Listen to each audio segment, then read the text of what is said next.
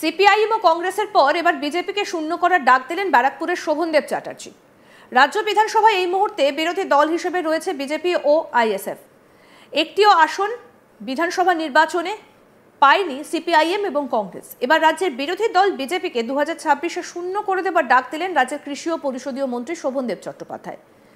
তিনি ব্যারাকপুরের দলীয় কর্মী সভায় দলীয় কর্মীদের উদ্দেশ্যে এই কথা জানান। সংবাদ মাধ্যমের মুখোমুখি হয়ে তিনি বলেন, কংগ্রেসকে শূন্য করেছি, এবার বিজেপিকে শূন্য করব। এর পাশাপাশি তিনি রাজ্যের বিরোধী দলনেতা শুভেন্দু অধিকারীকেও কটাক্ষ করেন, নিশানা করেন অভয়া আন্দোলনের সঙ্গে যুক্ত চিকিৎসকদেরও।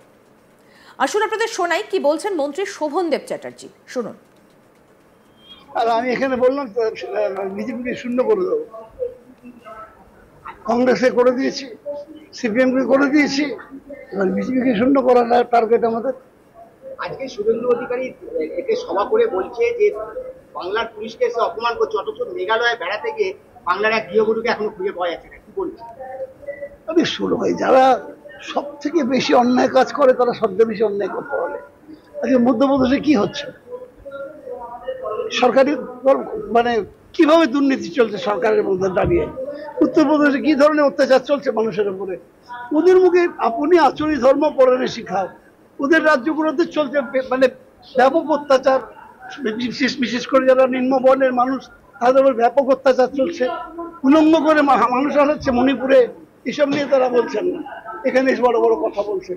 আগে দেশটা যারা চালাচ্ছেন তারা আচরণ করুন। অভয় মামা বলছে সিবিআই টাকা খেয়েছে, টাকা খেয়ে সেটা তো আমরা এখনো অভয়ার প্রতি আমাদের অনেক সহানুভূতি আছে, কিন্তু তার যে নেতৃত্ব যারা করছিল তারা আদর্শচ্যুত হয়েছিল, তারা টাকা মানে আন্দোলনও করেছে, আবার সরকারি টাকাও নিয়েছে, সরকারি কাজ করেনি। এসব কোনো আদর্শ যাদের নেই তারা কোনো আন্দোলনে জয়ী হয় না। আমাদের প্রতিনিধি দীপক দেবনাথ কি প্রতিবেদন তুলে ধরেছেন শুনবো এবার। দেখো, বছর ঘুরলেই আগামী বছর রাজ্যে বিধানসভা নির্বাচন এবং এই নির্বাচন থেকে বিজেপি শূন্য করার ডাক দিয়েছেন রাজ্যের মন্ত্রী শোভনদেব চট্টোপাধ্যায়। গতকাল ব্যারাকপুরে একটি দলীয় কর্মসূচি ছিল এবং সেই কর্মসূচি থেকে রাজ্যের মন্ত্রী কৃষিমন্ত্রী শোভনদেব চট্টোপাধ্যায়, যিনি খর্দ বিধানসভা কেন্দ্রের বিধায়ক, তিনি যখন দলীয় কর্মীদের উদ্দেশ্যে বক্তব্য রাখছিলেন সেই সময় এরকম একটি বক্তব্য রাখেন এবং পরে যখন বাইরে বেরিয়ে আসেন সাংবাদিকদের প্রশ্নের মুখোমুখি হন তখনও তিনি বলেন যে আমি ভিতরেও ঠিক এরকমই একটি বক্তব্য রেখেছি এবং আমি দলীয় কর্মীদের বলেছি যে আমরা কংগ্রেসকে শূন্য করেছি, সিপিএমকে শূন্য করেছি, এবার আমাদের লক্ষ্য মানে সামনে যে নির্বাচন সেই নির্বাচনের লক্ষ্য হচ্ছে বিজেপিকে শূন্য করা। তুমি জানো যে 2021 সালের যে নির্বাচন সেই নির্বাচনে কিন্তু একটি আসনও পায়নি সিপিআইএম এবং কংগ্রেস।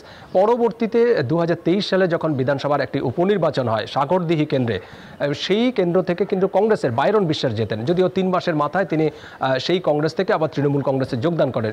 সেক্ষেত্রে কার্যত তৃণমূল মানে সিপিএম এবং কংগ্রেস কার্যত বিধানসভায় শূন্য এবং এই শূন্যতা নিয়ে কিন্তু রাজ্যের যে শাসক দল তৃণমূল কংগ্রেস কটাক্ষ করতে দেখা যায়। তৃণমূলের অনেক নেতানেত্রী এই বিষয়টিকে তারা শূন্য পাওয়া দল বলেও কখনো কখনো কটাক্ষ করে থাকেন।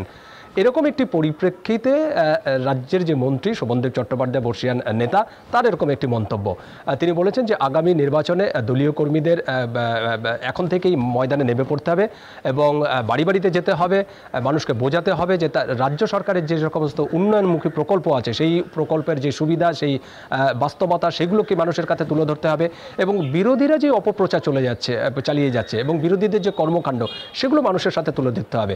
এবং এই প্রসঙ্গেই তার যেটি মন্তব্য যে রাজ্যে যদি উন্নয়নের ধারা অব্যাহত রাখতে চায় তবে কিন্তু তৃণমূল কংগ্রেসকেই ফের সরকারে আনতে হবে এবং এই প্রসঙ্গে তার এরকম বক্তব্য যে বিজেপিকে শূন্য করতে হবে।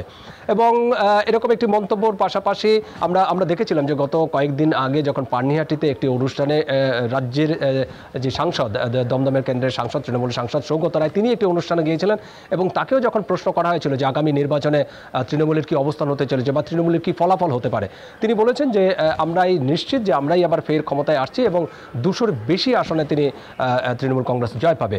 যদি আরেকটি প্রশ্ন ছিল যে এই যে তৃণমূলের যে কেন্দ্রীয় নেতৃত্ব নরেন্দ্র মোদী থেকে প্রধানমন্ত্রী থেকে শুরু করে কেন্দ্রীয় স্বরাষ্ট্রমন্ত্রী অমিত শাহ, তাদের যে এই যে ঘন ঘন রাজ্য সফর, এতে কি কোনো প্রভাব পড়বে? তারা সরাসরি জবাব ছিল এতে কোনো প্রভাব পড়বে না, তৃণমূল কংগ্রেসই ক্ষমতায় আছে এবং তৃণমূল কংগ্রেসই আগামী বছর ক্ষমতায় থাকবে এবং সেক্ষেত্রে 200-র বেশি আসনে জয় পাবে। এবং শোভনদেবের ও এই সৌগত রায়ের সেরকম একটি মন্তব্য এবং তার 1 মাসের মধ্যে শোভনদেবের এরকম একটি মন্তব্য।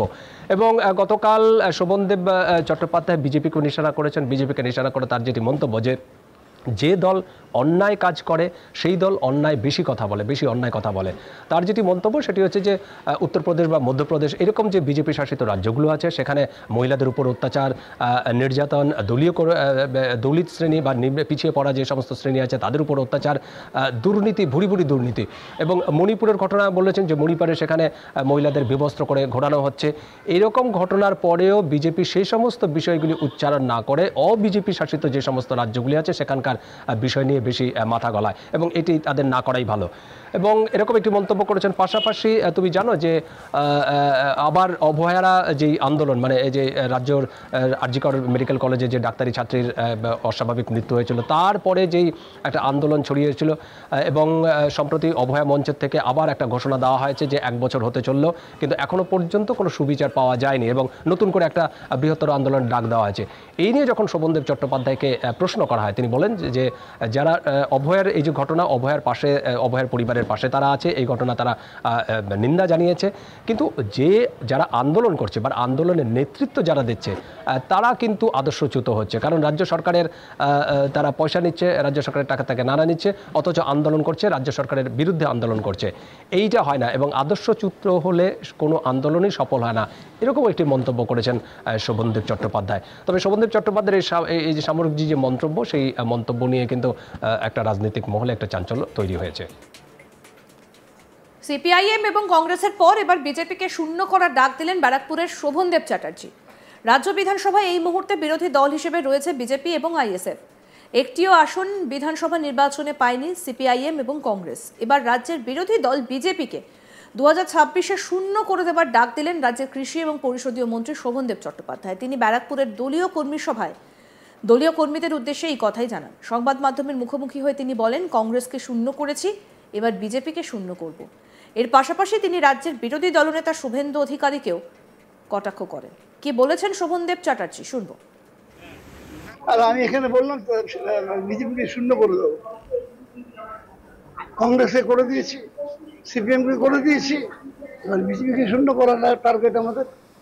আজকে শুভেন্দু অধিকারী একে সভা করে বলছে যে বাংলার পুলিশকে এসে অপমান করছে, অথচ মেঘালয়ে বেড়াতে গিয়ে বাংলার এক গৃহবধূকে এখনো খুঁজে পাওয়া যাচ্ছে না। কি বলছে? আমি শুরু হয় যারা সব থেকে বেশি অন্যায় কাজ করে তারা সবচেয়ে বেশি অন্যায় করতে পারে। আজকে মধ্যপ্রদেশে কি হচ্ছে, সরকারি মানে কিভাবে দুর্নীতি চলছে সরকারের মধ্যে দাঁড়িয়ে। আরো আপডেট পেতে দেখতে থাকুন আজ তাক বাংলা। সাবস্ক্রাইব করুন, নোটিফিকেশন পেতে বেল বাটন অপশন প্রেস করুন, হোয়াটসঅ্যাপে ফলো করুন আজ তাক বাংলা।